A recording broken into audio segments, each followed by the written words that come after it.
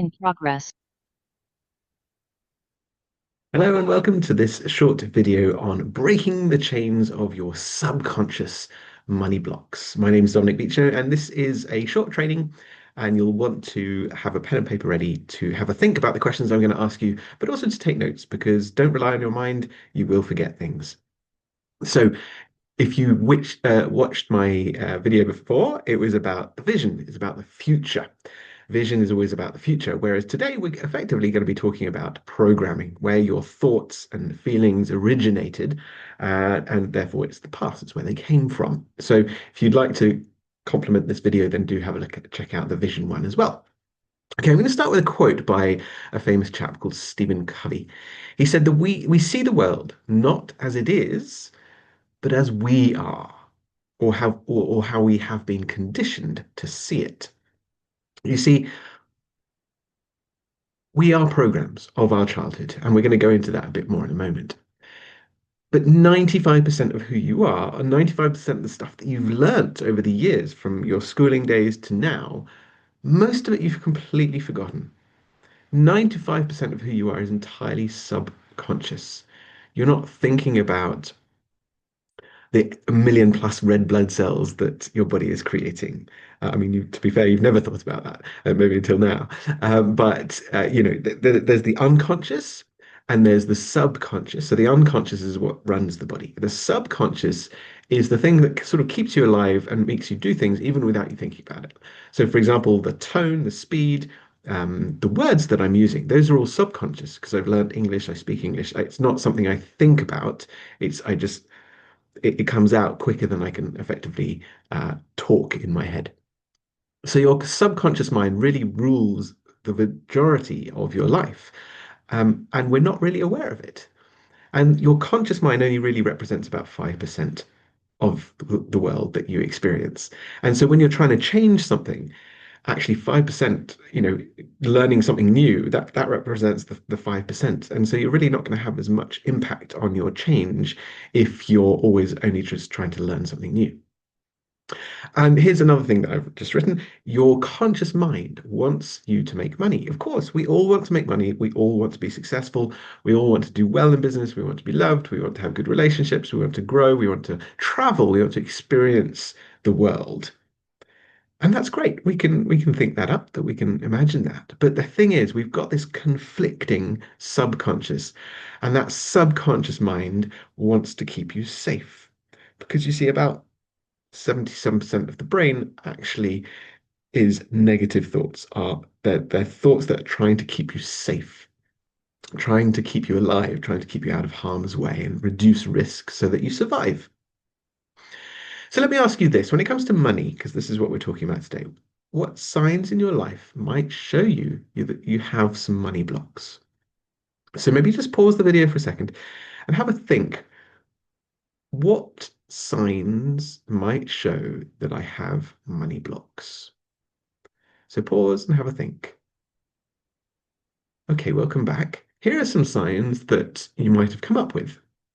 But if you feel bad about spending money or making too much money, I always remember a friend who got offered a job and it was just so far outside of her comfort zone of income generation. She didn't accept it. She couldn't accept that she was worth that amount of money. I think we were recently out of university and she was going to be offered 75,000 pounds, which maybe today isn't so much, but 20 years ago, that was a lot of money. And she just couldn't accept that she was worth that much. And she declined that job. So there's a money block there. And that money block might have come from childhood because she grew up in relative poverty and maybe didn't believe that she was worth that much. So another example might be sabotaging financial gains or windfalls. So some people, when they start a business or they get into property, for example, they do well initially, but then subconsciously they self-sabotage and something happens. It seems to be random, but the fact is, because it's subconscious, they're not aware that they actually might have created it themselves, but they lose that money. And the classic example here is that people who win the lottery, they fritter away so much of it and they waste a whole load because they don't know how to manage that money. And they also subconsciously don't believe that they're worthy of having that money. And so money goes to where it's most appreciated. And that's why it goes to other people, because they're not appreciating and looking after and managing the money that they've won in the lottery, if that's what they've done. So are you sabotaging financial gains? Is there any fear or guilt around financial wealth? Do you fear if you were really successful and made a lot of money, would you lose your current friends? And you don't want to lose your current friends because, or your relationship with them would change because they would see you as the person who needs to pay for all the meals when you go out and things like that. Sometimes people don't want to make more money because they fear that other people will judge them. There's another example. Here's another one. Yeah, outshining others. You make an awful lot more money than your friends, and they feel bad or they don't feel worthy around you, and so you feel bad or guilty for that. So all of these things comes, their judgments, their fears, guilt, things like that, could be signs that you might be blocking the flow of money in your life. So where do these origins of money blocks come from? Well, let me ask you that. Where do you think they come from? Maybe have a stop and have a think about where it could be. Because here's the thing, you have been programmed because your mind is like, well, it's a biological computer. You've learned how to be a human being from the moment you were born. You were learning, you're absorbing how to be a human being, learning the language, learning to walk, learning how society works, etc. So you've been programmed from a young age. Things like childhood experiences, all those messages that you got from, in particular, school, your parents, teachers, carers, maybe mentors, leaders, managers in business. All of these people and societal things will be programming you. So if you've got an emotional association with, so if you see money as safety, for example, then you want to hold on to that money. Maybe you spend less because you want to hold on to it. And so there's an association about how this money block might have come about. Sometimes people think that people who have a lot of money are very powerful and they don't want to be powerful. So there's emotional associations there. But there's also cultural, economic, and maybe even religious conditioning. Certain religions, um, you know, it's about keeping people poor. You have to pay X amount to the church or whatever it is, whatever religious denomination. The culture, in some cultures they're a lot more entrepreneurial. In others, it's all about being a good employee. So that might affect you as well. And therefore, the country that you grew up in will have a massive impact on your beliefs around money. So here's a quick story that I'll share from my experience that you may or may not relate to. But when I was young, in my house, my mum asked my dad to get the kitchen redone. And so reluctantly, he paid for some decorators to come around and wallpaper and plaster the ceiling. And they didn't do a very good job. In fact, the paper was all coming off. And I remember my dad saying, I could have done it better myself. And he really resented having to pay for it. He resented being pushed into having to pay for it by my mum. And he felt that it could have been done better by himself. And so, because I was young, I was impressionable, I picked up on that and I realized through RTT, rapid transformational therapy, which I do in my course, that actually that was a belief that I had, is that actually you shouldn't pay for things, you should do it yourself. Because if you do it yourself, then you can monitor the quality. And also it's not a waste of money, a waste of your hard-earned cash. So that was a completely logical and emotional justification for not wanting to spend money on other people's expertise because actually their expertise wasn't worth it. And you know what? It's interesting because several times now I've spent money with companies and they haven't delivered. And so that's why when I deliver, I make sure that I give as much value as I possibly can because I want people to absolutely love the work that we do together. So there's a quick example of a condition or a story that influenced my childhood. And I wonder if something like that happened to you in your childhood that meant that you had a particular money belief. So there we go. That was my belief. Don't spend money when you can do it yourself. That was something that I effectively grew up with and have believed until recently that has held me back financially. Another hidden saboteur, another thing that you might not be aware of is that old money beliefs are often inherited. They're not actually chosen. So have a look at your grandparents. What were your grandparents' belief systems around money? Was there always a lack?